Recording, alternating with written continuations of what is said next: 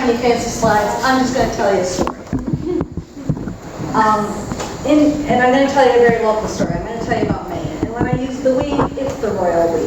You can think it's the editorial we. We work with a lot of organizations. Maine, to tie it into the climate issue, Maine is the exhaust pipe of the nation. All of the crap that gets manufactured and pumped up into the air in the Midwest, right over Maine. You can look at our beautiful blue skies and the air quality stinks. However, we have been told we're going to be one of the climate change winners because we're going to have longer growing seasons and we're going to have the rain. So it's 50-50. But what I'm going to do today is what I've titled Vignettes of Rebuilding the Local Food Economy.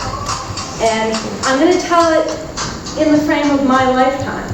Because I grew up in Maine, in a small town, in the 50s, 60s, 70s, eating local food. My mom grew up on a farm in Center Montville, Maine. I grew up in Searsport, which is a little port town. We had an egg lady, we had a milkman. My parents put a half of a cow in the freezer every year. It was a local grass-fed cow. My godfather brought us hand-churned butter about every month or so. We didn't have it all the time, but we did have hand-churned butter. So I grew up eating good, whole food. We had a huge garden. My mother was a farm girl. We had a huge garden. So that was less than a generation ago that we had this healthy, thriving, vibrant local foods economy.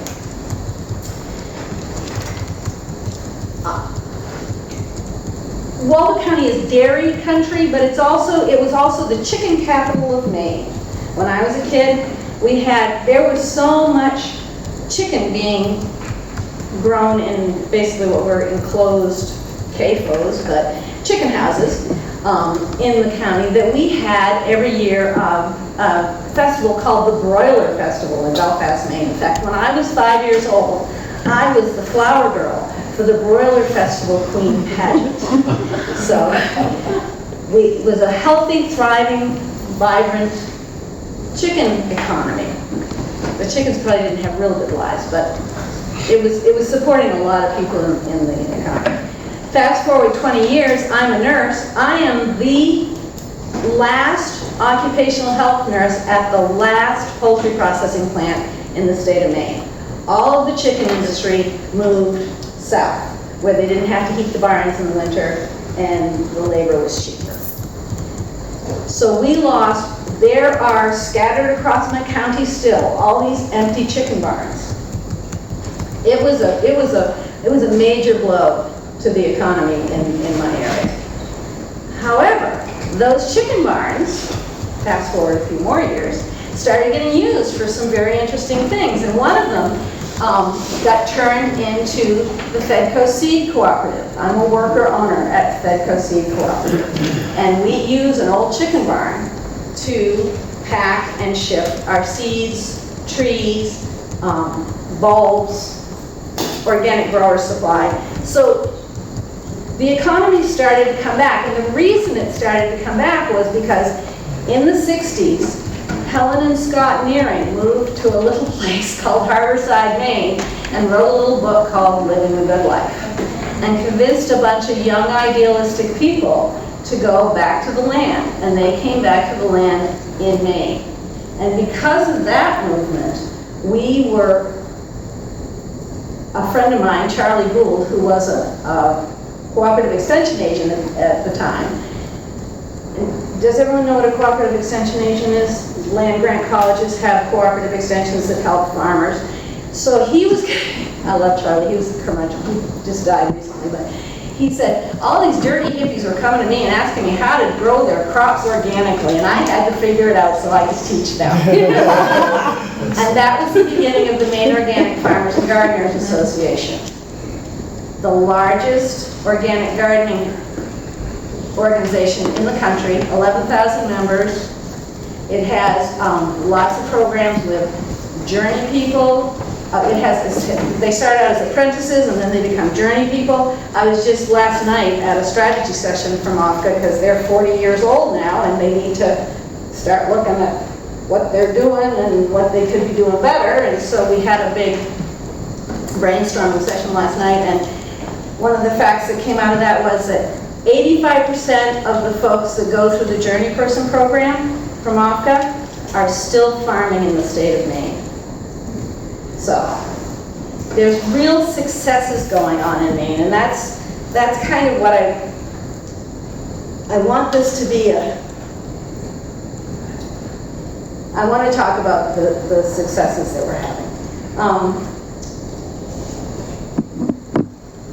MOFGA, of course, is number one of them, and the reason that MOFGA is a climate success is because we all know that of the 50 million small farms in the world, farming less than 5 acres, they produce 70% of the world's food.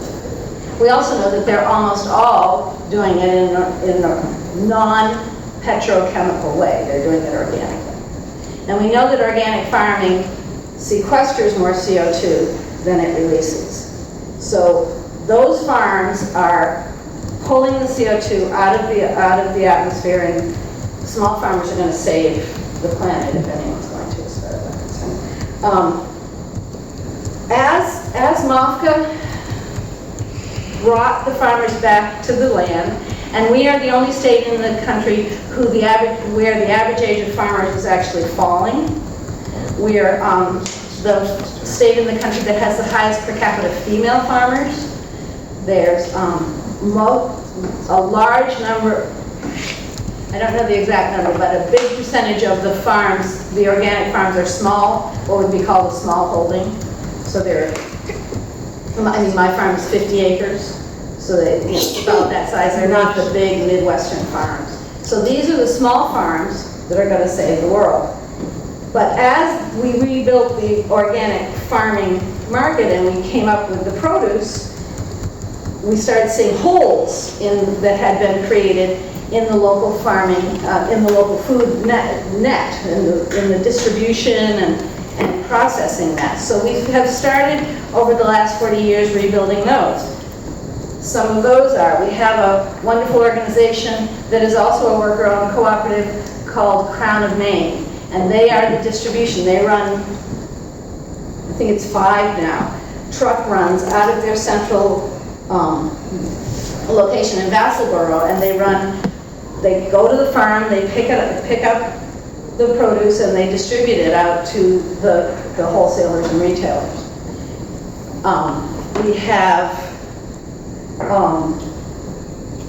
food co-ops. Recently in Maine, the number of food co-ops has doubled. We've gone from, which isn't going to sound like much, but it's a lot in Maine. Remember, we only have 1.3 million people. We've gone from 5 food co-ops to 11 food co-ops, and most of those food co-ops they all are being the retail outlets for local farmers. So that's helping the local farmers stay on the land. We have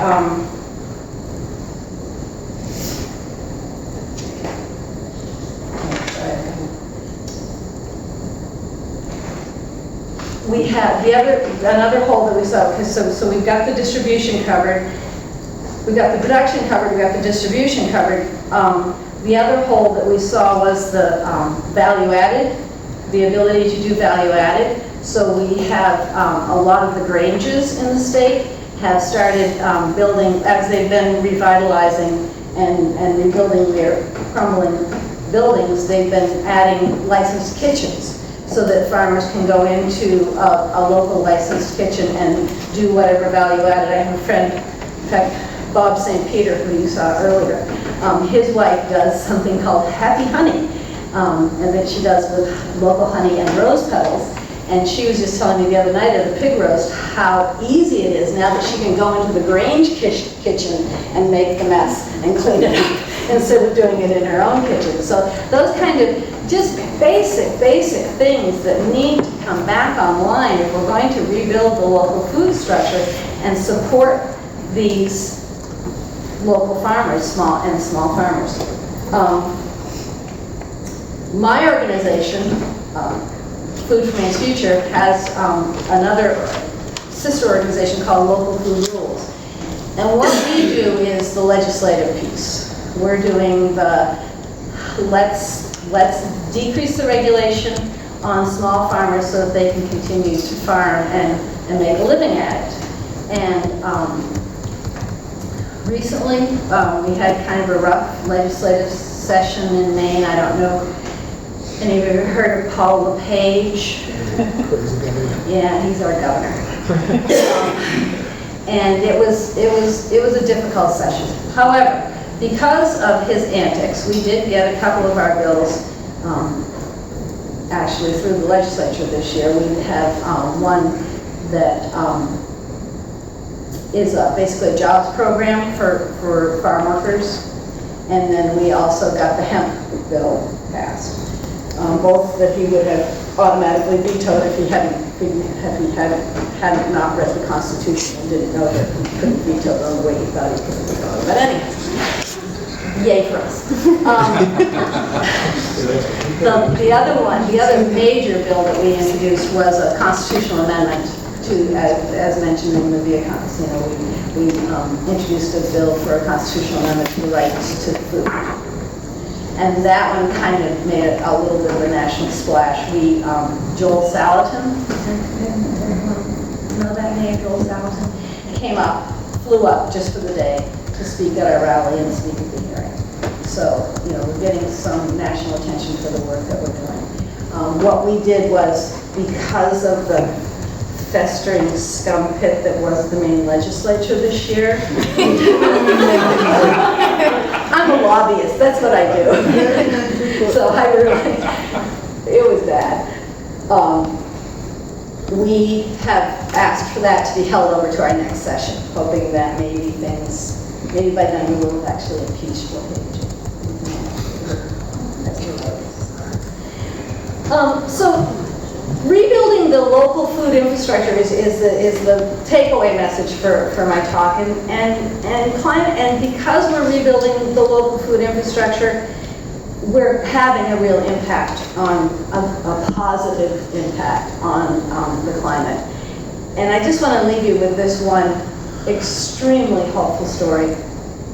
Has everyone heard of the Greenhorns? They're a small, young farming movement. Yeah, okay. They are doing this great project in Maine called Maine Sail Freight.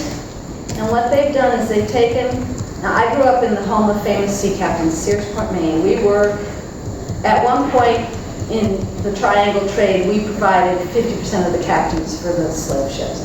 Real proud heritage. However, there are a lot of schooners, still not from back then, but schooners are a tradition on the coast of Maine. And there are a lot of schooners that were used for tourists for a lot of years.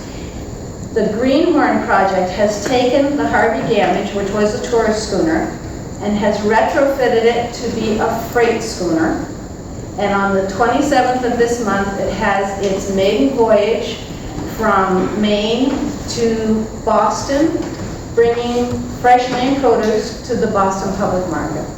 Wow. And if that isn't the most positive thing we can be doing about climate change, I can't think of it. I know I haven't used all my time, but that'll leave us more time for questions. And thank you for your attention.